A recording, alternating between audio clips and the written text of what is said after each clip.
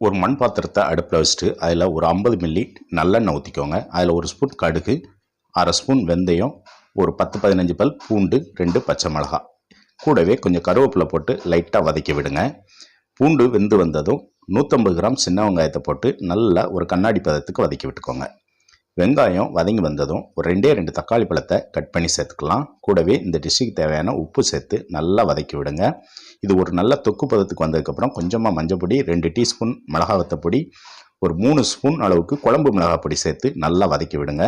மசாலாவோட பச்சை வாசனை போய் எண்ணெய் பிரிஞ்சு வந்ததுக்கப்புறம் கத்திரிக்காய், மாங்காய், முருங்கைக்காய் இதில் ஏதாவது உங்களுக்கு இஷ்டப்பட்டதை சேர்த்துக்கிட்டு மசாலாவோட சேர்த்து நல்லா கிளறி விட்டு ஒரு நெல்லிக்காய் அளவு புளியை கரைச்சி அதோட சேர்த்துக்கோங்க. கூடவே தேவையான அளவு தண்ணி சேர்த்து நல்லா மூடி போட்டு 5-6 நிமிஷம் நல்லா கொதிக்க விடுங்க. நல்லா காய்கறியெல்லாம் வெந்ததுக்கப்புறம் கொஞ்சம் தேங்காய் அரைச்சி ஊற்றி அது ஒரு கொதி வந்ததும் உங்களுக்கு இஷ்டப்பட்ட கருவாடை சேர்த்து நல்லா கொதி வந்ததுக்கப்புறம் சிம்மில் 2 நிமிஷம் போட்டிங்கன்னா சூப்பரான கருவாட்டு